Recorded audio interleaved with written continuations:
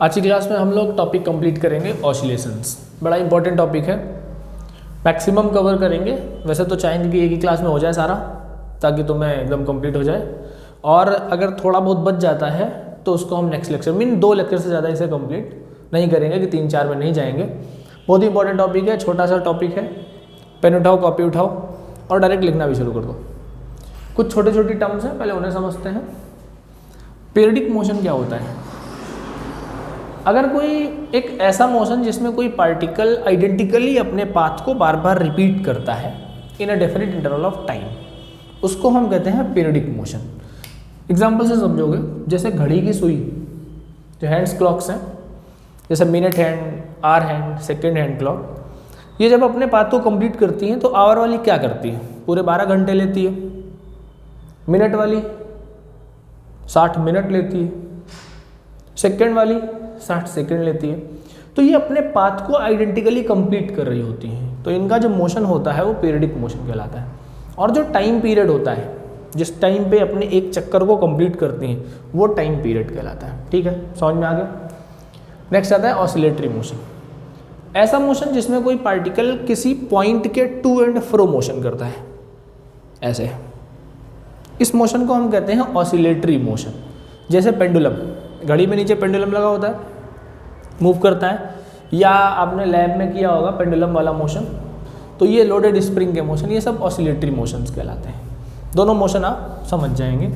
सारी oscillatory periodic होती है, लेकिन सारी पीरियडिक ऑसिलेटरी नहीं होती हैं। ठीक है। हार्मोनिक फंक्शंस क्या होते हैं? ये बेसिक टर्म्स हैं। ट्रिग्नोमेट्री में साइन फंक्शन या कॉस फंक्शन हार्मोनिक फंक्शन कहलाता है।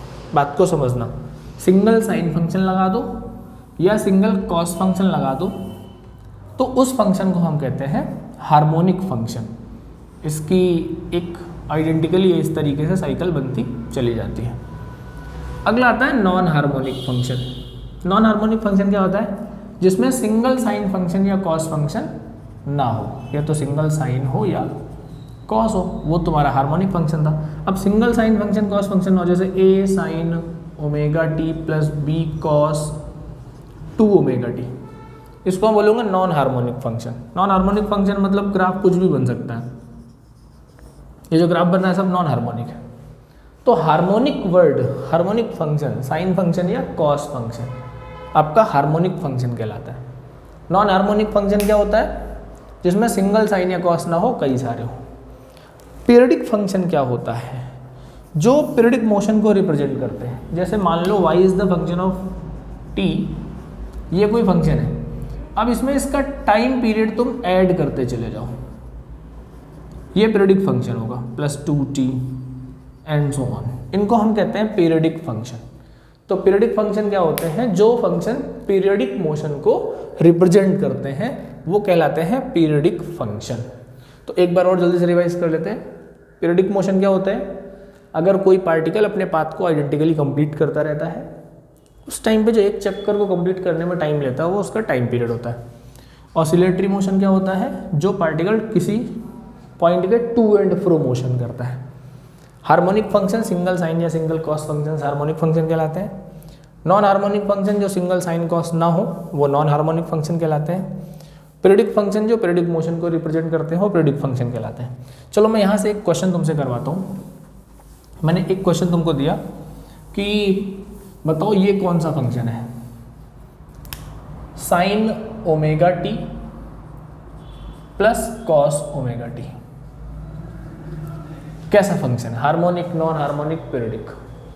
बच्चा क्या सोचेगा? बच्चा सोचेगा यार साइन प्लस कॉस 2 हैं, सीधा सीधा नॉन हार्मोनिक बोल देगा। लेकिन कभी कभी थोड़ा सा दिमाग भी लगा लेना।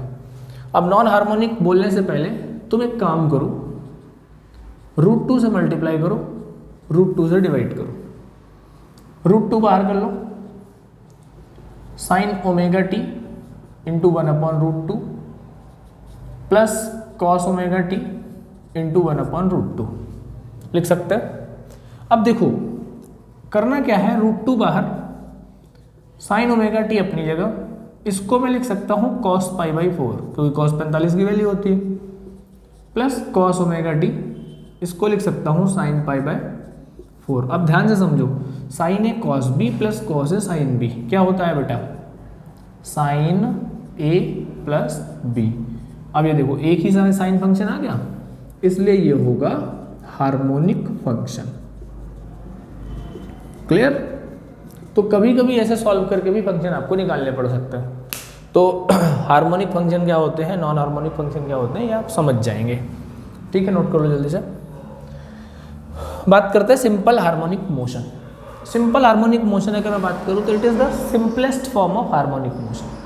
हार्मोनिक मोशन की सिंपलेस्ट फॉर्म होती है, मीन किसी पॉइंट के टू एंड फ्रो मोशन करे, सिंगल साइन या सिंगल कॉस फंक्शन से रिप्रेजेंट हो, और मेन कंडीशन आती है कि रीस्टोरिंग फोर्स जो होना चाहिए ये कंडीशन देनी चाहिए, F इक्वल माइनस के वाई।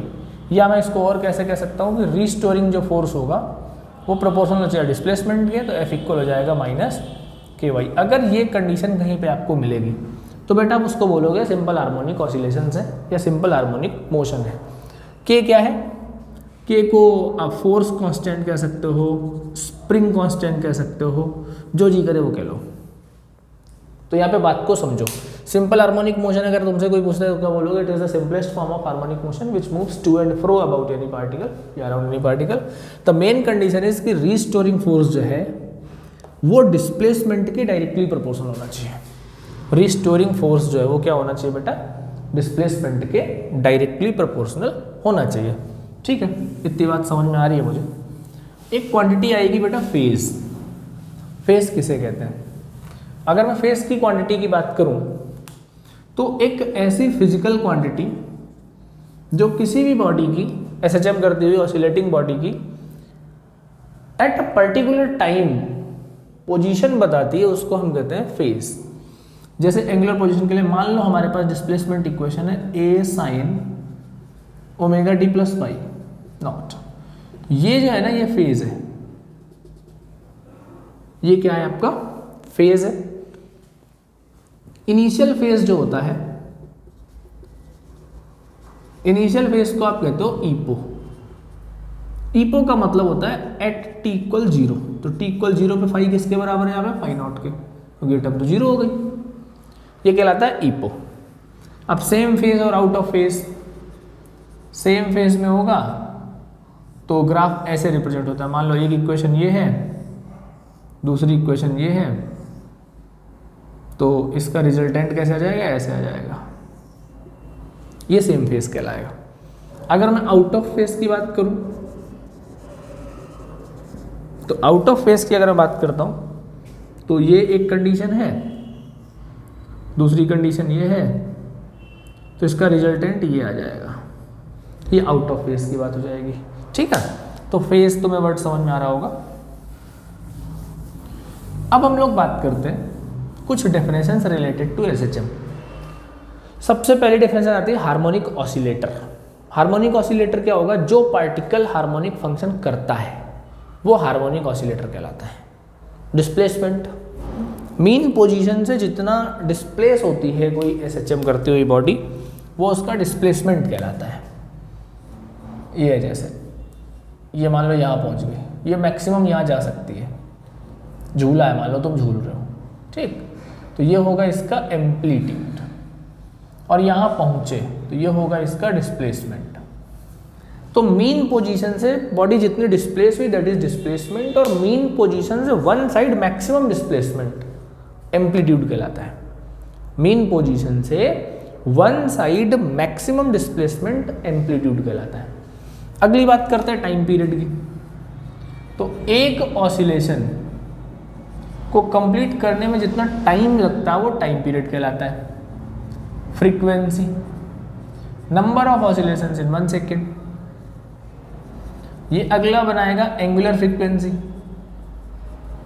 एंगुलर फ्रीक्वेंसी होती है कि अगर फ्रीक्वेंसी में 2 पाई से मल्टीप्लाई कर दी जाए तो एंगुलर फ्रीक्वेंसी बनती है। तो अगर मैं और अच्छे से बात करूं तो ओमेगा इक्वल 2 पाई अपनी जगह न्यू की जगह लिख सकता हूँ टी। तो ओमेगा इक्वल आप लोग फॉर्मूला याद रखेंगे 2 पाई अपॉन टी। ये कुछ छोटी छोटी डेफिनेशंस थी जो आपको याद रखनी पड़ेगी। ठीक है, इसको नोट करो बेटा जल्दी से फटाफट।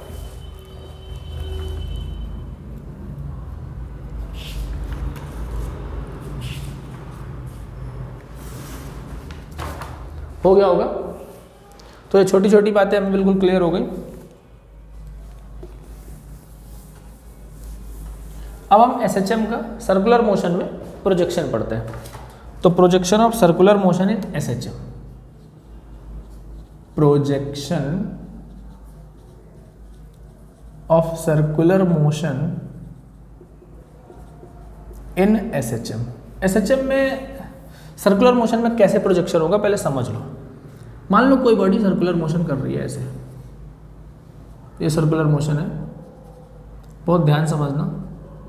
ये एक्स डैश, वाई डैश, कोई पी पे है बॉडी, एक्स वाई पॉइंट है कुछ, ओ सेंटर, ये ए रेडियस है, इधर परपेंडिकुलर एम डाल दो, इधर एन डाल दो, ये वाई हो गया, ये एक्स हो गया, ये theta equal omega T, omega equal theta by T आप पढ़ते हो। मान लो पार्टिकल ऐसे चल रहा है, ऐसे बड़े प्यार से समझना है, एक बात समझ में आएगी। सपोज करो पार्टिकल एक्स से वाई जाता है, एक एक लाइन यही समझा दूंगा। पार्टिकल कहाँ से कहाँ जाता है? एक्स से वाई जाता है। तो आपका प्रोजेक्शन का मतलब क्या है? Perpendicular distance. तो अगर एक्स से वाई जाता है तो प्रोजेक्शन कैसे जाएगा? O to Y. बिल्कुल सही बात है, ओ टू वाई आना चाहिए। अब पार्टिकल आया वाई से एक्स डैश, तो प्रोजेक्शन कैसे आएगा? वाई से ओ। दोबारा समझो, पार्टिकल एक्स से वाई चला तो प्रोजेक्शन क्या जाएगा? ओ टू वाई जाएगा। जब पार्टिकल वाई से एक्स डैश आया तो दोबारा प्रोजेक्शन लौट के वाई से ओ आ गया।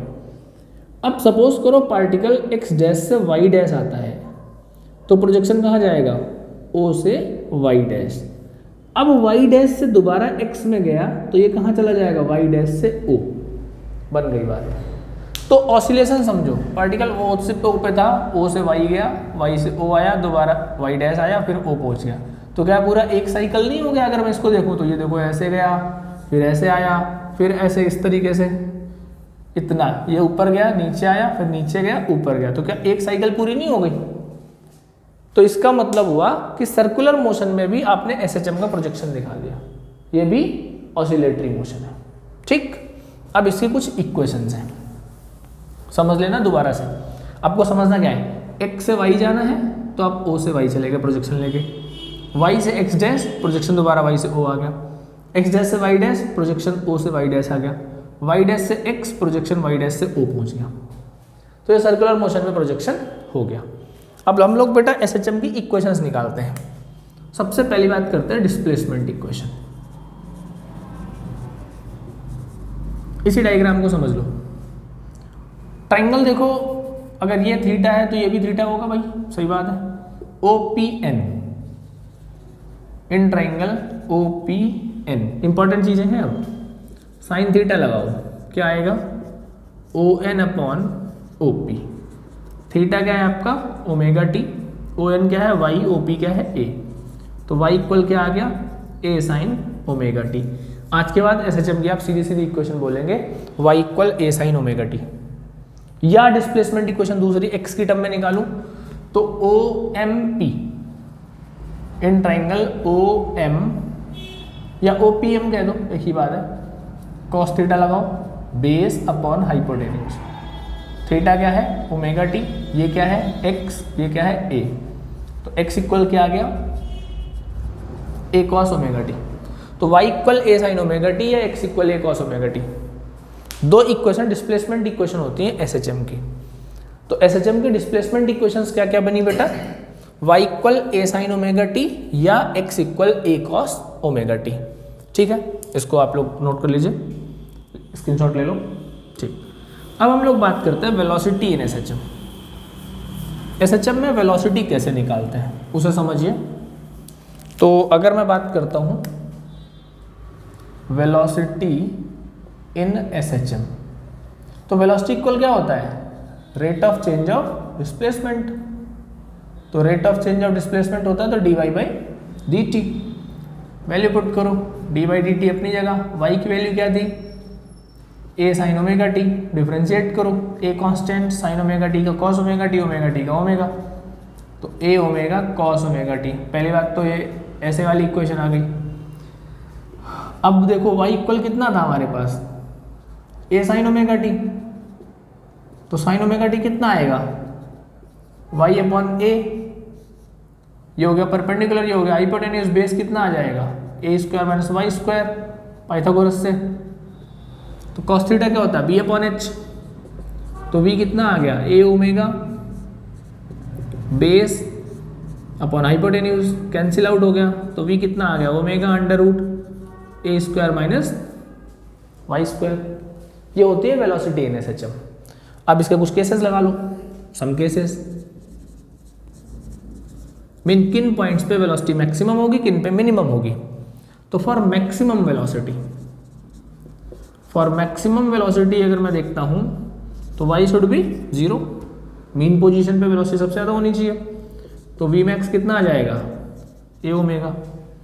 फॉर मिनिमम वेलोसिटी अगर मैं देखूं, मीन जीरो वेलोसिटी की बात करते हैं अगर, तो y किसके बराबर होना चाहिए, a के एक्सट्रीम पोजीशन पे वेलोसिटी खत्म हो जाती है, तो v मिनिमम कितना आ जाएगा, 0 आ जाएगा।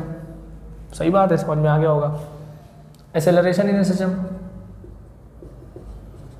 एसएचएम में एक्सेलरेशन निकालो, कैसे निकालोगे भाई, a इक्वल क्या होता है, D V upon D T. Practically बात करते हैं, a equal D V upon D T, तो a equal D by D T, velocity कितनी है, a omega cos omega T. a omega constant हो गया, कॉस ओमेगा टी का क्या बना, माइनस साइन ओमेगा टी, और ओमेगा टी का ओमेगा, ओमेगा से ओमेगा की मल्टीप्लाई हो गई, omega square a sine omega T. a sine omega T क्या होता है, y, तो क्या आ गया, minus omega square y। Maximum acceleration के लिए y a हो जाएगा, जीरो एक्सेलरेशन के लिए y 0 हो जाएगा। बात समझ में आ रही होगी बेटा, इसको नोट करो फटाफट।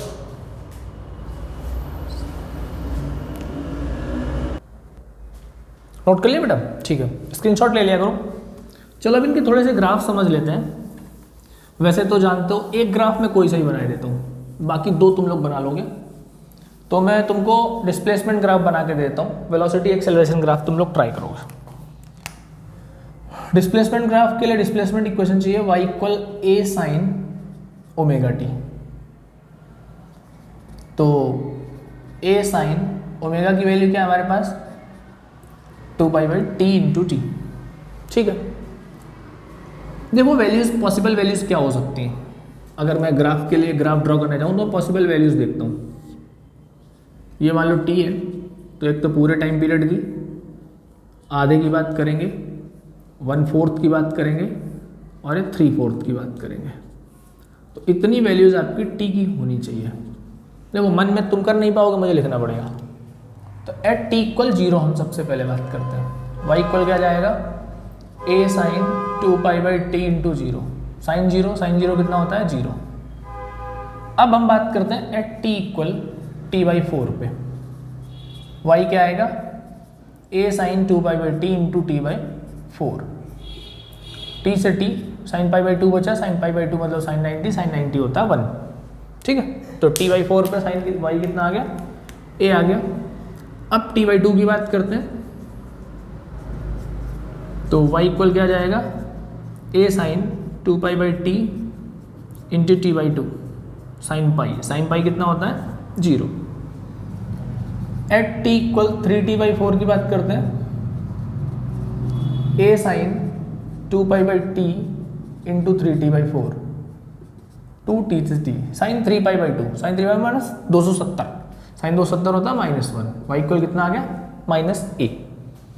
अब हम बात करते हैं t इक्वल t की। t इक्वल t की बात करते हो तो a sine 2 pi by T into T, तो t से t कैंसिल हो गया, साइन 2 पाई 0 होता है, y इक्वल 0 बन गया।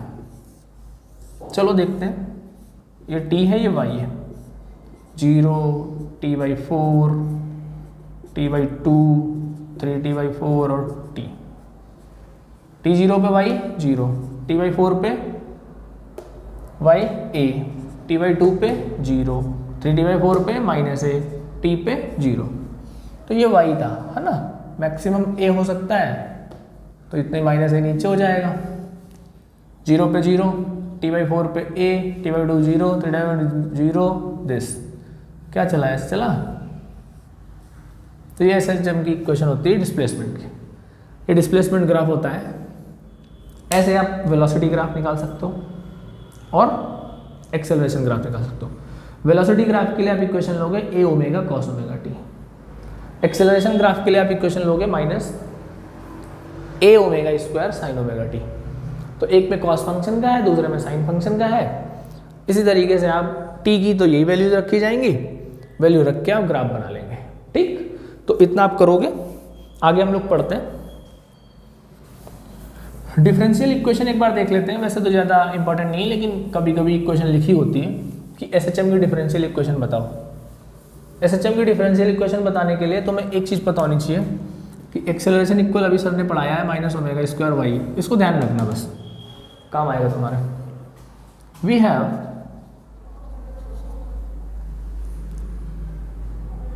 F इक्वल एम ए, या रिस्टोरिंग फोर्स सीधा ले लो। हाँ, कौन ज़्यादा नाटक नहीं करना चाहिए, है ना।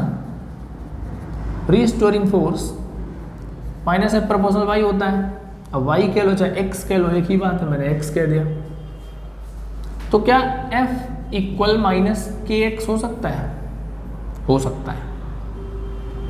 एफ इक्वल क्या होता है? एम ए इक्वल माइनस के एक्स आ गया। थोड़ा सा यहाँ पे देखो, एफ इक्वल एम में होता है। एम अपनी जगह, इसकी जगह मैं लिख सकता हूँ D V upon D T. ये D V D by D T अपनी जगह, वी की जगह लिख सकता हूँ D X upon D T. तो क्या मैं इसको लिख सकता हूँ M D two X upon D T two? बिल्कुल लिख सकता हूँ। तो इस ए की जगह मैं लिख सकता हूँ D two X upon D T two. ये क्या है? एक्सेलरेशन है।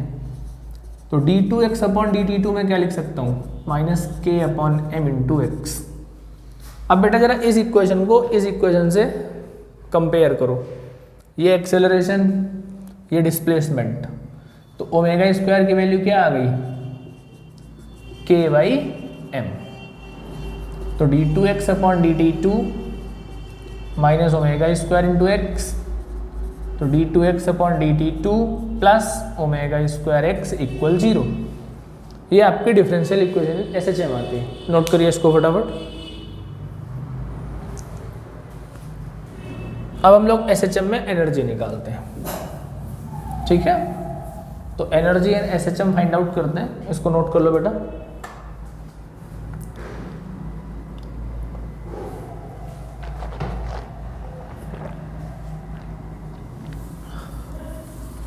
एनर्जी भी इंपॉर्टेंट है। आज एनर्जी तक रखेंगे इस वाले लेक्चर में। अगले लेक्चर में स्प्रिंग, सिंपल पेंडुलम और सारे ऑसिलेशंस। तो 2 लेक्चर्स में ऑसिलेशन खत्म हो जाएगा। इसमें एनर्जी समझनी है। तो एनर्जी इन SHM, 2 एनर्जी पढ़ोगे। पहली पढ़ते हो आप पोटेंशियल एनर्जी। देखो बचपन से एक चीज करते आ रहे हो, कभी भी एनर्जी निकालते हो तो आपने 2 काम किए। क्या? स्मॉल वर्क निकाला है, उसको इंटीग्रेट करके टोटल वर्क निकाल दिया, उस वर्क को आपने पोटेंशियल एनर्जी का नाम दे दिया है ना। तो यही यहाँ भी कर लेते हैं। वी हैव, क्या जानते हो तुम? F equal M A. Capital A मान लिया क्योंकि स्मॉल ए हम लोग रिस्टोरिंग उसको एम्पलीट्यूड को मानते थे। रिस्टोरिंग फोर्स एक प्रकार से। ए की वैल्यू क्या मानी है आपने? Omega square Y. तो F इक्वल क्या आ गया? Minus M omega square Y. For small work D W equal F D Y होना चाहिए। रिस्टोरिंग फोर्स है तो माइनस के एफ लग जाना चाहिए। माइनस समझ जाना, रिस्टोरिंग फोर्स है क्योंकि। तो डी डब्ल्यू मेरे पास आ जाना चाहिए, माइनस से माइनस खत्म हो गया, M omega square Y D Y. तो फॉर टोटल वर्क इंटीग्रेट करो डी डब्ल्यू को, इंटीग्रेट करो M omega square Y D Y को।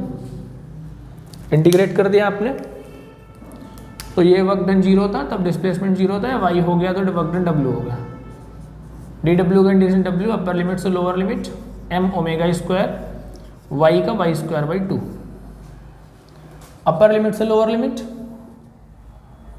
1/2 एम ओमेगा स्क्वायर कॉमन ले लिया, वाई स्क्वायर माइनस 0 का स्क्वायर, ये जी वाई था, ये 0 था, है ना। तो W इक्वल क्या आ गया, 1/2 M omega square Y square, और W ही तो पोटेंशियल एनर्जी है, तो U इक्वल क्या मिल गया आपको, half M omega square Y square. कुछ केसेस देखो, ये है energy potential energy for maximum U, Y किसके बराबर होना चाहिए, 1 है, तो U मैक्स क्या जाएगा, half M omega square A square. For minimum U, Y equal क्या होना चाहिए, 0, तो U मिनिमम क्या आ जाएगा, 0। सही बात है, बात समझ में आ गई होगी। तो पोटेंशियल समझ में आ गई, काइनेटिक भी समझ लेते हैं। अगर मैं बात करूं काइनेटिक एनर्जी की, तो K इक्वल क्या होता है, half M V square, half M V क्या निकाला है अभी, omega under root A square minus Y square, देखना अभी डेरिवेशन किया था उसका स्क्वायर। तो K क्या आ गया, half M omega square A square minus Y square, ये होता है K। इसके भी सम केसेस लगाओ। फॉर मैक्सिमम K, Y 0 होना चाहिए, तो K मैक्स क्या आ जाएगा, half M omega square A square. For minimum K, Y किसके बराबर होना चाहिए, A के, तो K मिनिमम आ जाएगा 0। एक चीज देखा होगा, जिस पॉइंट पे काइनेटिक एनर्जी मैक्सिमम उस पॉइंट पे पोटेंशियल 0 है, जहां पोटेंशियल मैक्सिमम वहां काइनेटिक 0 है, उल्टा चलता है, बात तुम जानते हो। टोटल एनर्जी निकालते हैं, थोड़ा तेज पढ़ाया है जानबूझ के। तो टोटल क्या होता है, K प्लस U, तो E टोटल क्या आ जाएगा, K कितना है, half M omega square A square minus Y square plus U कितना है, half M omega square Y square. तो half M omega square common ले लो, A square minus Y square plus Y square, Y square से Y square cancel हो गया, तो E total क्या आ गया, half M omega square A square. Graphically represent करें तो देखो, मीन पोजीशन पे पोटेंशियल कितनी है, 0, मीन पे काइनेटिक कितनी है, मैक्सिमम। एक्सट्रीम पोजीशन पे पोटेंशियल मैक्सिमम है, एक्सट्रीम पे काइनेटिक 0 है। तो पहले इसको नोट कर लो बेटा, जल्दी से स्क्रीनशॉट ले लो, 1 2 3, ठीक है। तो इसको यहीं पे बात कर लेते हैं ग्राफिकली। अगर मैं रिप्रेजेंट करने जाऊं तो दो बातें देखी मैंने, ये पॉइंट हमने माना, ये मान लो एक टोटल एनर्जी की बात है, ये डिस्प्लेसमेंट है, ये माइनस है, ये E टोटल है। तो मीन पे कौन 0 है, पोटेंशियल। एक्सट्रीम पे जाते जाते पोटेंशियल बढ़ी है, ठीक है। मीन पे मैक्सिमम कौन है, काइनेटिक। एक्सट्रीम पे आते आते काइनेटिक 0 हो गई है। ये पैराबोलिक ग्राफ क्यों बनेगा, ध्यान रखना, क्योंकि स्क्वायर है तो इसलिए पैराबोलिक ग्राफ बनेगा। ऐसे ये आपकी पोटेंशियल चली जाएगी, तो ये हो जाएगी U, ये हो जाएगी K, और E टोटल ये चल रही है। तो एनर्जी का ग्राफ ये होता है। आज बेटा हम लोग यहीं तक रखेंगे। नेक्स्ट क्लास में इसके सिंपल पेंडुलम, स्प्रिंग और टाइप्स ऑफ ऑसिलेशंस खत्म कर देंगे, तो टॉपिक पूरा खत्म हो जाएगा। ओके बेटा, थैंक यू।